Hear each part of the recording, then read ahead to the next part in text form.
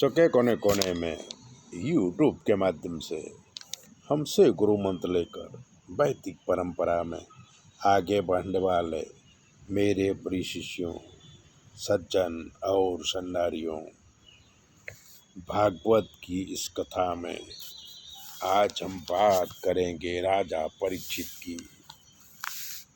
महाराजा परीक्षित, महाभारत का युद्ध पूरा हुआ, युधिष्ठिर राजा बने, अपने भाइयों के साथ मिलके राज करने लगे। बहुत समय तक राज किया, सुचारू रूप से राज किया। राज बहुत अच्छा चला। वृद्धावस्था आते ही अपने पौत्र परीक्षित को राजगादी सौंप के वन में चले गए। परीक्षित राजा बने और अपने पूर्वजों की तरह ही धर्म के साथ राज करने लगे।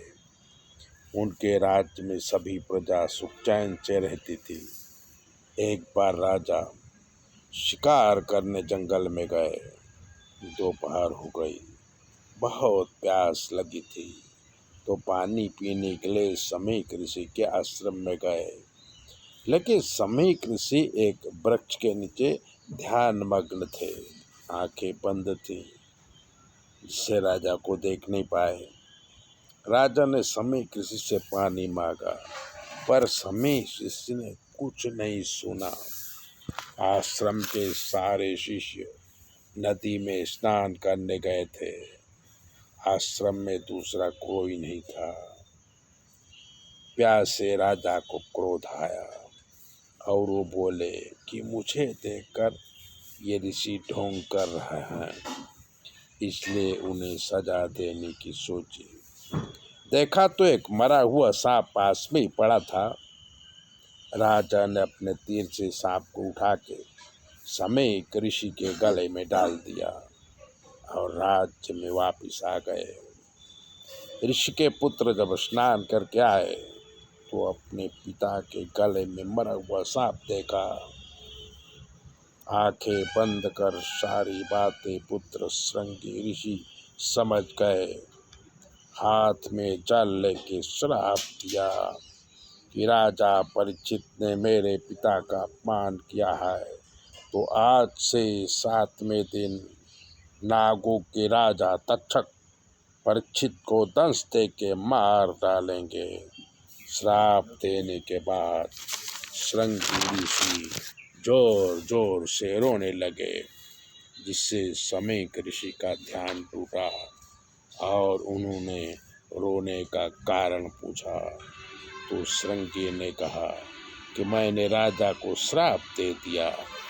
समीक ऋषि बोले कि राजा हमारे आश्रम में आए और हमने उनका स्वागत नहीं किया और तुमने श्राप दे दिया, ये बहुत बड़ा अधर्म है। समीक ऋषि ने एक शिष्य को राजा के पास भेजा कि जाके राजा परीक्षित को होशियार कर दो कि आज से 7वें दिन नाग के दंश से तुम्हारी मृत्यु होगी।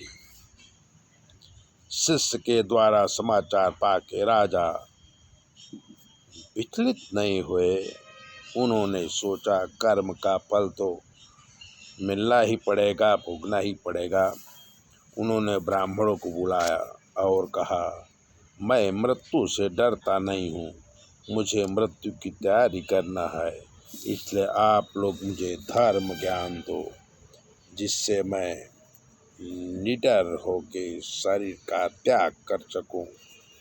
अपने पुत्र जन्मेजय को राजगादी सौंपकर राजा परीक्षित गंगा के किनारे आके धर्म चर्चा करने लगे। तभी उनके समीप शिव के अवतार सुखदेव जी आए और उन्हें श्रीमद् भागवत कथा सुनाने लगे। तब 7वें दिन तक्षक नाग ब्राह्मण के वेश में आके राजा परीक्षित को दंश दिए और परीक्षित अपने सत्कर्मों से स्वर्ग सिधार गए। क्रोध पाप का मूल है, इसलिए क्रोध आने पर मौन रहना चाहिए, जिससे हम पाप कर्म से बच सकते हैं। ऐसी बातें जानने के लिए चैनल को सब्सक्राइबर कर लीजिए, लाइक कर दीजिए। और अगर आपके जीवन में कोई कष्ट है तो 9825200108 पर फ़ोन कर लीजिए।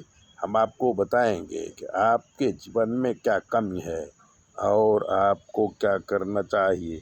चैनल सब्सक्राइबर ज़रूर करें।